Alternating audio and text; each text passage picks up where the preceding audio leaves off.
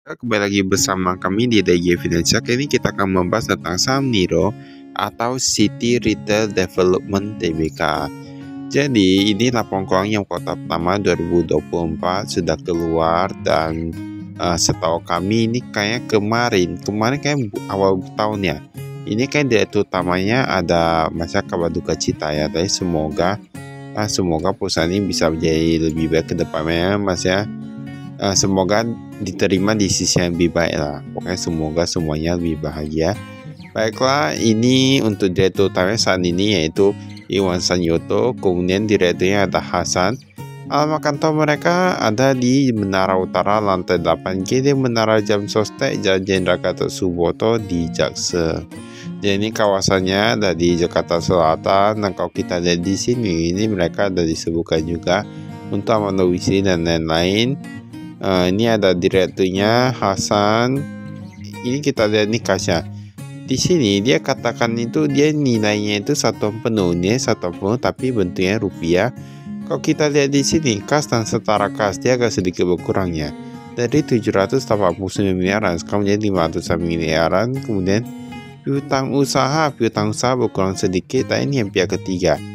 Oh, ini kayak nggak ada yang pihak berrelasi, ini semua rata-rata pihak ketiga, piutang usaha, piutang lain-lain dikit aja sih, cuma 18 miliaran. Persediaan kalau kita lihat di sini dia meningkat sedikit lah ya, dari 59,4 miliaran sekarang menjadi 59,6 miliaran. Oke, cukup bagus. Total aset lancar dari 2,5 menjadi 2,2. Ini berarti dia berkurang kurang lebih 200-an hingga 300-an miliarannya. 300 miliaran. Total aset kita lihat, oh ini data berkurang juga nih, dia berkurang paling 200 miliaran ya untuk total aset. Tapi ini nanti kita lihat karena total aset itu tidak begitu berpengaruh terhadap bagaimana kita melihat kondisi perusahaan. Nah, itu yang perlu kita pahami. Utang usaha pihak ketiga, ini hutangnya dia bisa sama dengan hutang. Nah, utang usaha pihak ketiga dari 88,6 menjadi 88,3 miliaran ya. Berarti dia kurang lebih berkurang 300 jutaan saja, gak gitu banyak. Utang jangka pendek dia pun menurun, ini cukup bagus sih, dari 1,5 triliunan sekarang menjadi 1,3 triliunan. Ini penurunan cukup banyak, kurang lebih 100 hingga 200 miliaran.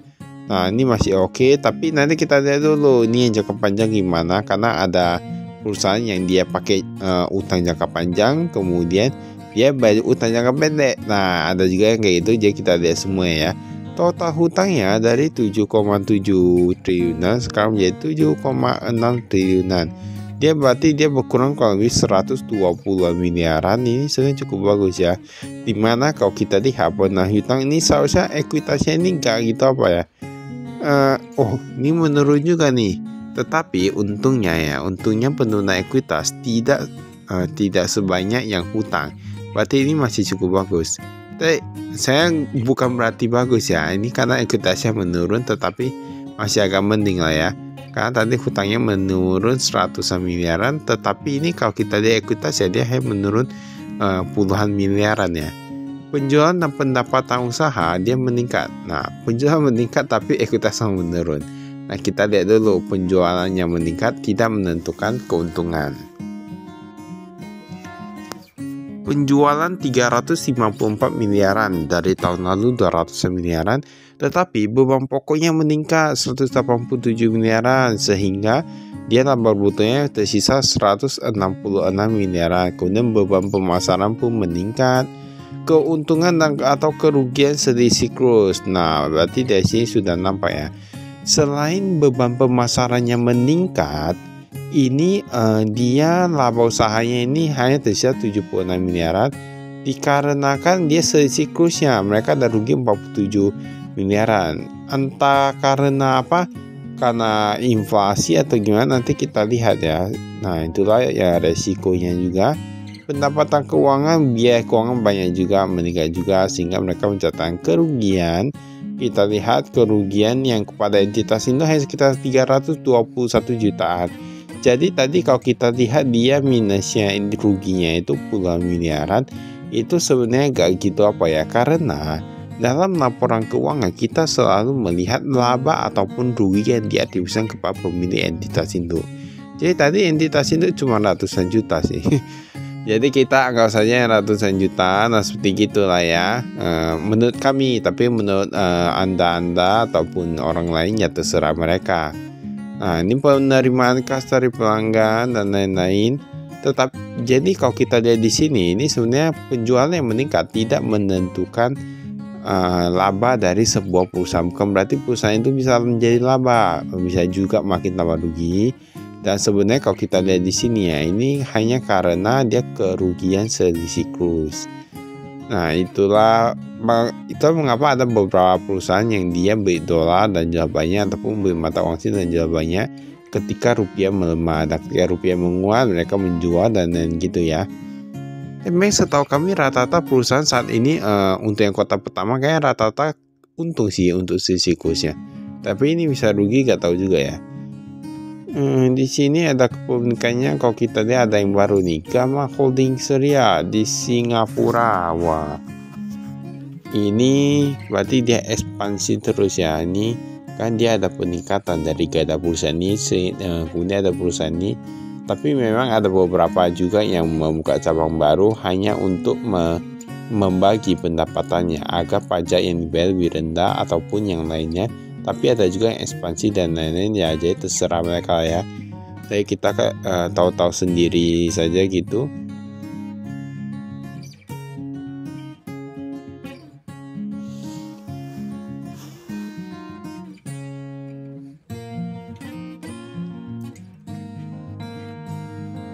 Tapi kalau kita lihat di sini dia dalam industri properti ya, banyak industri properti, pusat pembelanjaan gitu-gitulah ya. Akun ini terdiri dari, kita lihat cash on hand. Wah, ini kalau kita lihat cashnya sekitar 400-an juta. Dari 200-an juta menjadi 400-an juta. Berarti ini mereka pegang cash segitu banyak loh. Nah, karena kita kan berpikir perusahaan besar itu kalau kita masuk seharusnya banyak uang. Nah itu tahu-tahu sendiri itu uangnya nggak di sana semua, kan agak sulit ya kalau terlalu banyak. Ini total yang di bank dari 400-an miliaran menjadi 200-an miliaran, berarti ini agak sedikit berkurang ya. Dan Bank on China kayaknya mereka dari ada menjadi gak ada ya, taruh uang di sana. Jadi saya kemarin kami pernah lihat sih yang laporan keuangan Bank of China, menurut kami cukup bagus. Tapi ini kok nggak apa ya, entah kalah saing atau gimana, kurang tahu juga. Nah ini Bank Citras, Simbin Niaga, Bank OCBC dan lain-lain. Total banknya dari 400-an miliaran sekarang hanya tersisa 300-an miliaran. Nah ini tersisa 300-an miliaran. Dan di sini kita bisa lihat bank-bank saja apa saja yang mereka taruh kasnya. Tapi ini kan sebenarnya bukan berarti bank apa saja. Ini karena terkadang mereka tanya bank ini apa yang bisa Anda tawarkan. Nah kalau misalnya lebih bagus ya mereka simpan di sana. Nah terkadang kayak gitu ya. Ini deposito berjangka. Kalau kita lihat di sini, Bank Bukopin paling banyak mereka taruh dari 50 miliaran menjadi 131 miliaran. Oke, cukup bagus. Piutang neto, piutangnya ini, kalau kita lihat di piutang ini kayaknya nggak gitu beda jauh ya. Nah, nggak gitu beda jauh sih semuanya. Dia agak berkurang, cukup bagus sih. Tetapi untuk yang piutangnya ini, dia yang lebih dari 3 bulan sebesar 69 miliaran. Menurut kami masih oke lah ya, karena dia berkurang dari tahun lalu. Kemudian ini pun dia bergerak di industri properti. Jadi tahu-tahu sendiri ya, karena ini uang besar semua, jadi gak bisa tahu apa sih. Kecuali tadi kalau kita bilang piutang yang perusahaan yang manufaktur atau gimana, masih apa ya, ini properti. Biaya dibayar di muka, relokasi dan lain-lain. Di sini bisa kita lihat untuk aset tetapnya.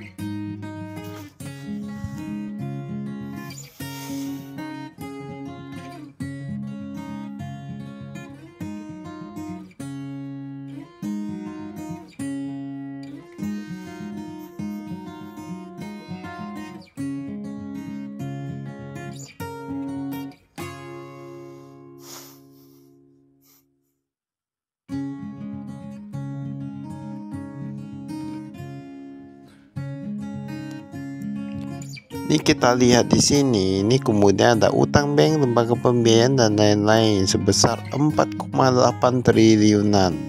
Wah, ini saya cukup banyak, tapi angkanya kayak gitu, beda jauh sih dengan tahun lalu.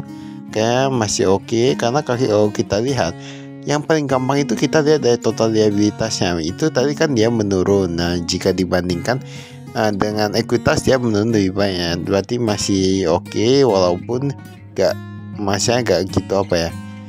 Dan di sini kita bisa lihat banyak sekali bank-banknya. Ini ada kredito dan lain-lain. Ini utang banknya. Nah, inilah yang ini yang perlu kita ketahui ya. Masa kalau kita melihat laporan keuangan, ini banyak sekali yang bisa kita ketahui. Ini utang bank, grup juga mempertahankan rasio-rasio keuangan. Misalnya kalau kita mau pinjam uang, kita misalnya kalau mau pinjam uang ke Bank BNI, nah ini ada disuka nih.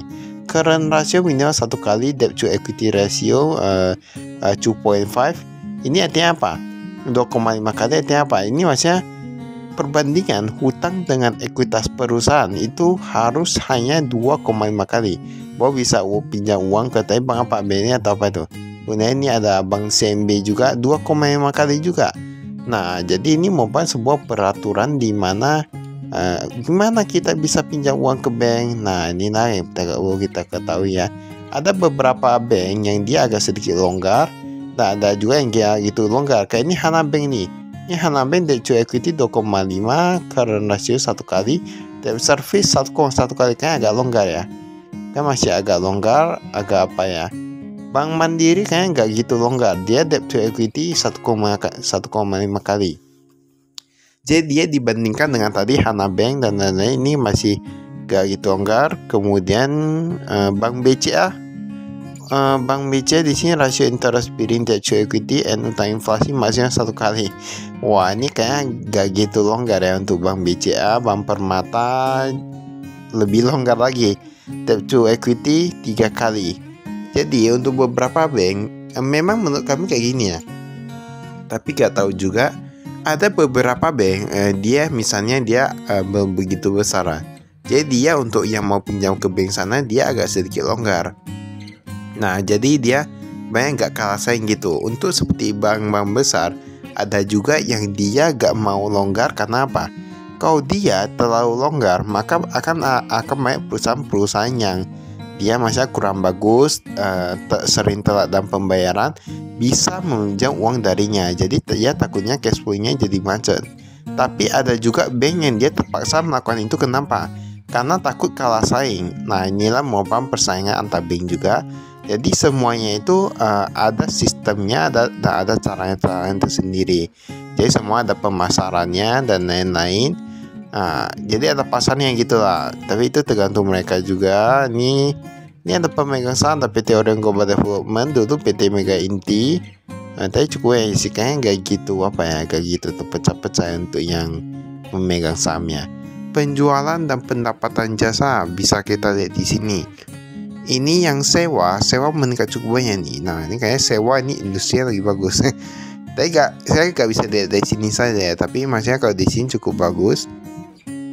Jasa pemeliharaan oke. Pengelolaan parkir oke. Ini subtotal dari 230 miliaran menjadi 328 miliaran. Nah, sedangkan tadi kalau kita lihat pendapatan yang dari hotel, yang dari room dan lain-lain itu kayak gak gitu gak gitu pesat. Tapi yang tadi yang seperti parkir dan lain-lain itu pesat ya. Memang kalau menurut kami ya, untuk perusahaan, untuk negara-negara berkembang, untuk jasa pengelolaan parkir itu kayaknya cukup menguntungkan ya. Cukup menguntungkan karena kita lihat penjualannya terus utama. Kemarin kita lihat sebuah perusahaan juga, saham apa itu ya, itu yang kemarin dia mengelola jasa parkir dan lain-lain kayak gitu. Dia cukup bagus sih untuk yang laporan keuangannya. Pendapatan keuangan ini bunga deposito. Nah, ini bukan sedikit. Bunga surat sanggup bayar. Nah, ini dia menurun sedikit. Jadi ini surat sanggup bayar maksudnya surat yang diterbitkan, maksudnya dia sanggup membayar gitu.